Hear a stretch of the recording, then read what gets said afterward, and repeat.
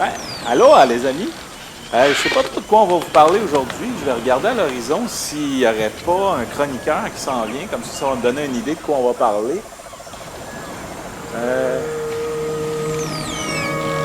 Oh!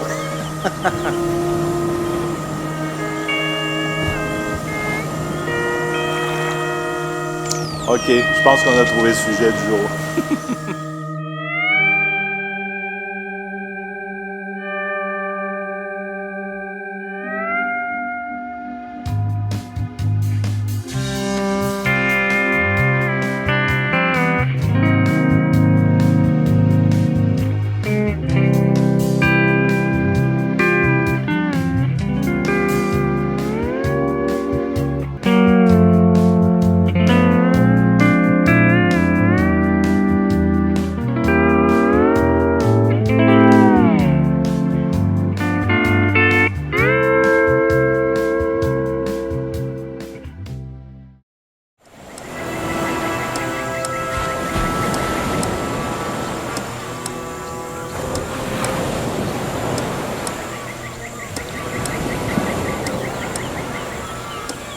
Ah, se sont mis ces 4 flashers. Ça veut dire qu'ils vont débarquer bientôt. On a trouvé notre sujet finalement, les amis. Je pense que, bon, le temps quand même qu'ils mettent un canot à l'eau, qu'ils arrivent ici, on en a pour un petit 10-15 minutes qu'on peut jaser tranquillement. Wow! Hey! Ah ben! Salut! Salut Yves! Salut! L'environnement, comment il est? Environnement stable. Température de 34 degrés, mais ressenti moins 10. Oui. C'est les tropiques. Puis, je regarde ça, là, on n'est pas du tout adapté à la situation. Non, ça nous prendrait quelque chose... Scotty! Ouais. Il faut les vêtements adaptés dans l'environnement qu'on a besoin. Alors, on recommence. On va ça tout de suite, capitaine. OK. Look out. Bon. Ça donne un. Oui, vous êtes quand même plus Rien approprié. changé. Vendredi, Tout va bien. viens accueillir nos invités.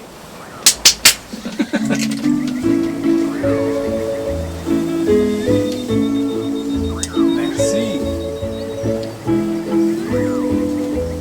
Merci, petit.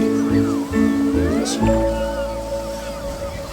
Donc, mes amis Pluche, Michel et Luc, Salut Yves! bienvenue sur mon île. Asseyez-vous, mes amis.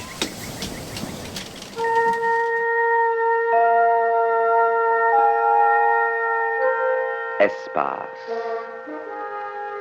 Frontière de l'infini vers laquelle voyage notre vaisseau spatial.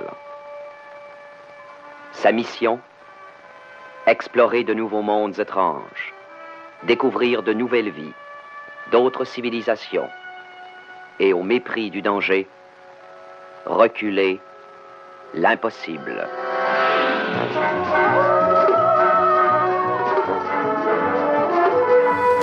Je suis vraiment content de vous accueillir sur mon île pour fêter ce 50e anniversaire de Star Trek. Les 50 ans de Star Quand Trek. même, une patrouille du cosmos, comme on disait au Québec. Exactement. Et la seule affaire, par exemple, c'est qu'on n'a pas de bébelle à montrer. Parce que là, moi, je t'avais dit, Luc, envoie-moi ta liste quand tu viendras pour que je mette ça dans ma bouteille, puis que mon génie fasse apparaître un beau display, puis tout ça. Mais là, Petite seconde. quoi? Ton Quoi? merveilleux paradis Ouais, qu'est-ce qu'il y a? a trop d'humidité et trop de chaleur. Ça crée des retards dans le transporteur que Scotty a compensé et je te dirais que ça arrive maintenant. OK! Et Ah! voilà. Tout bien placé. Ben oui, ah ben Chris Scotty, hein, il a bien fait ça. Mais mon génie fait de la bonne job aussi, là, t'es espèce de scab. Il vole la job de mon génie. Technologie. En tout cas, votre technologie qui est retardée par l'humidité, franchement. En tout cas, content de vous avoir ici. Très content d'être ici.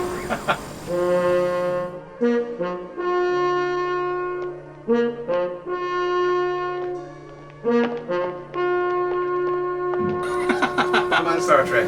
Énorme phénomène qui fête sa 50e année de la 50e série originale. officielle. Hein? En fait, oui, on parle de la série à la télévision qui a commencé le 11 septembre 1966 Ouais. avec William Shatner, Leonard Nimoy et tout ça, parce qu'il y a eu déjà le pilote C'est qui ça. avait été produit en 1964 Qui était sans William Shatner. sans William Shatner. Exactement, 164 sans William Shatner, mais il y avait Spock était là, Leonard Nimoy était dans le premier épisode. Oui.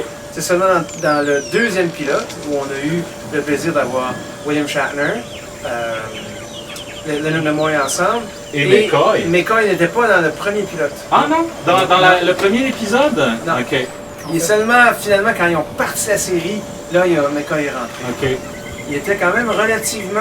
C'était la plus grosse vedette de tous les acteurs qui étaient là. Oui. Avec William Shatner. DeForest Kelley, ouais, il jouait. Ben, c'est un acteur, c'est un character acteur en fait. Oui, il jouait avait dans toujours des des films, rôles, il jouait. Il faisait des méchants. Ouais. Il faisait des Et William Shatner, on se souvient de l'avoir vu dans Twilight Zone. Oui, oui, dans 2 épides. Ben, les frères Karamazov, il était un des frères Karamazov. Ah ouais? Ah ça, oui. je savais pas. OK. The Brothers Karamazov. Do you want to kill me, darling? Stop talking such foolishness, Pop. The saintly Alexei is portrayed by William Shatner.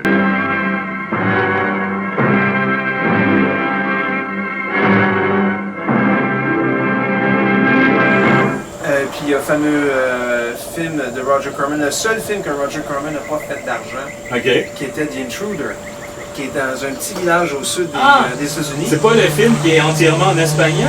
Non. En espéranto. Esperanto, non, c'est Incubus. Incubus, ça Désolé, mais c'est ça, l'île tropicale. Hein? Il y a des moustiques, il y a des... Parce que c'est Non, pas de Incubus, bouche. c'est après Star Trek. OK. Non, avant, il y a Intruder avec Roger Corman qui a fait ça. Ça se passe dans un petit village, c'est en noir et blanc, où un Le petit petit village au village sud. est en noir et blanc ou le Tout le film est en noir et blanc. Et l'Intruder, c'est que c'est le début de l'intégration des Noirs dans les écoles aux États-Unis. OK. Ça se passe en 61-62. Et Roger Corman a décidé de faire un film à message. OK. Ça fait que William Shatner arrive habillé avec un sou tout en blanc, il sort de l'autobus, puis lui il est là pour... C'est-tu correct? OK. Qu'il y ait des Noirs à l'école? Je ne sais pas, mais... Puis là, ben, c'est un gars du Ku Klux Klan, puis il est là pour mettre la pagaille. Et OK. il est c'est un trou de cul de première classe. Il est extraordinaire. Il est bon pour jouer les trous de cul si on demande à George Takei. Alors, pour jouer des méchants, les acteurs aiment bien ça parce que c'est un rôle très meaty. Fait qu'il est contre toute la communauté puis il essaie de monter la communauté contre les Noirs et il y arrive presque. C'est un film particulièrement réussi qui a complètement raté son coup, là, qui n'a pas fait son argent. Roger Corman a failli faire faillite avec ça. Ah ouais. Ou il a fait faillite plusieurs fois de toute façon. Mais après ça, William Shatner, Hollywood l'a remarqué, il est bon là, il est bon à Twilight Zone, il est bon ici, il est bon là. Fait qu'ils ont proposé ce job-là, que lui c'était juste une job. Oui, ben, c'est parce que c'était sa première job de leading man, à part peut-être ce film-là, ou... parce qu'il c'était pas un leading man dans les films...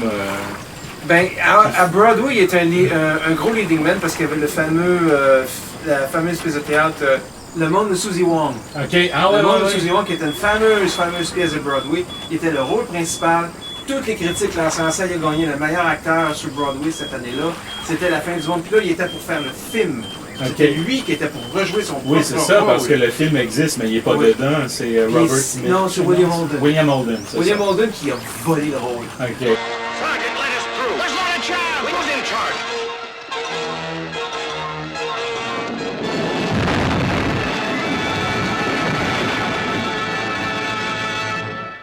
William Shatner n'était pas content. Mais il avait été remarqué parce qu'il a failli faire le film de Le Monde de Susie Wong, qui était un énorme succès à l'époque. Okay. Et puis finalement, bon, ben, c'est ça qui est arrivé. Là, il a commencé à faire son aventure. Puis bien sûr, il faudrait féliciter Captain Pike, oui, qui était too greedy parce que lui, il a voulu beaucoup plus d'argent. OK. Puis il voulait pouvoir tout accepter les scripts. Puis Roger Berry, qui a un ego...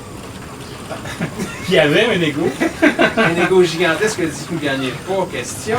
Ça fait qu'il a tenu son bout et puis il dit ben, je vais me débarrasser de ce gars-là. OK. Puis ce gars-là était supposé faire Hawaii 5-0. Ah ouais? Puis il a perdu pour Jack Lord. Ah ouais. C'est pour la même raison. Mais est-ce qu'il avait tourné le pilote d'Hawaii 5-0? Non, même pas. Il a été écarté avant. Parce qu'il a donné les mêmes conditions que finalement ça n'a pas marché. Personne ne veut travailler avec quelqu'un qui en partant pose ses conditions. Pose des conditions. Après un an, peut-être, si on voit que le succès de la série lui revient. On peut peut-être collaborer. C'est ça. Ouais, c'est ça. Fait que, merci, William Shatner a eu le rôle de cette. Et un rôle qui a marqué la culture populaire, comme on peut voir avec les jouets, avec les... Walt Disney fait une super carrière extraordinaire de vendre des jouets et aider la compagnie à continuer à survivre parce qu'ils vendent plein de jouets. Mais Paramount Pictures, c'est son Walt Disney. Paramount Pictures, c'est leur vache à lait, c'est avec ça qu'ils vont chercher plein de produits dérivés et qu'ils ont créé ensuite Next Generation, ensuite Deep Space Nine, Voyageurs. Il y a aussi la série animée dans les années 70. La série animée c'est des vrai, années 70. par Filmation.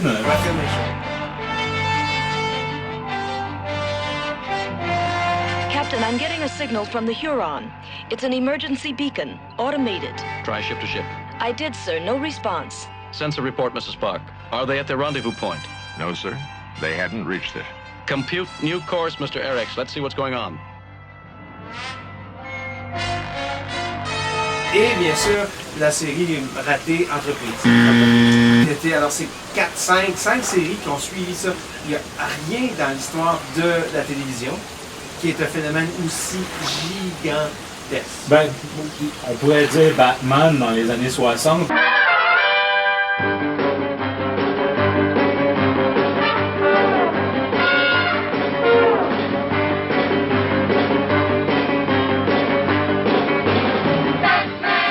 Sauf que c'était basé sur un comic, c'était pas une création pour la télévision. Original.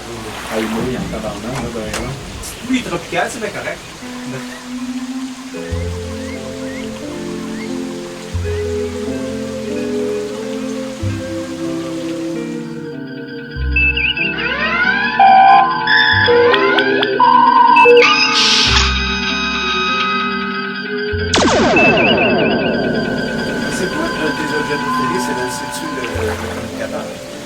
En fait, c'était une série de 3 gadgets qui ont été produits par Diamond Select Toys il y a seulement quelques années. Oui, évidemment, je les aime bien parce qu'ils sont quand même bien faits. C'est des belles répliques. Quand on l'ouvre, évidemment, il fait son son particulier. Alors, il peut nous... Spock, la voix de... Ouais. Il y a la petite fonction amusante où on pèse sur le bouton, on le ferme, on le laisse là, tranquille, il ne bouge pas. Et là, à un moment donné, t'as un appel. Il nous appelle. Excellent. Et là, quand on l'ouvre,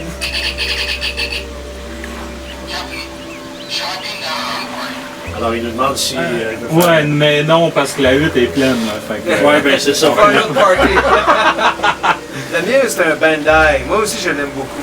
C'était fin des années 90. Mais il faut que tu pèses sur le piton pour que... Piton sur le côté. Moi, il s'ouvre automatiquement quand tu le fais. Bon, j'ai ça de plus, là. Oh, tu nous scannes? Oui, mais est-ce qu'il y a des formes de vie sur l'île? Oui, pour voir s'il y a de l'intelligence.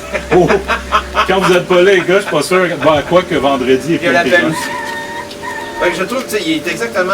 Puis tu as une bonne clip pour le mettre après ta ceinture. Fait que tu peux toi, est-ce que t'en as une? Non, moi j'en ai pas. Okay. Il faudrait un mélange de celui-là puis celui-là. C'est ça, que ça serait un prop parfait. Mais je dirais en fait que oui, il y a les gadgets.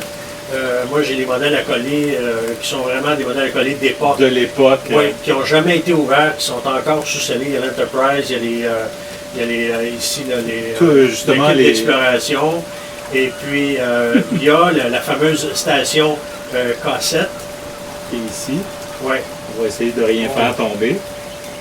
La fameuse station K7. Oui, la fameuse station K7. Trouble with Tribble. Oui.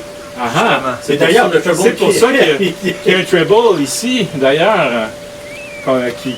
Bon, il y a une étiquette après, donc je pense qu'il est plus vivant. C'est parce qu'il a été stérilisé. Stérilisé, lui. Mais tu sais, ils sont toujours un petit peu vivants, tu sais, ils font des petits... Oui. Ils font des petits tremblements, c'est cute. Dépendamment de qui prend. C'est ça, oui, c'est... Et puis avoir ce petit son qui fait qu'on adore. Ah... Ouais. Ah, ça, c'est un pigeon.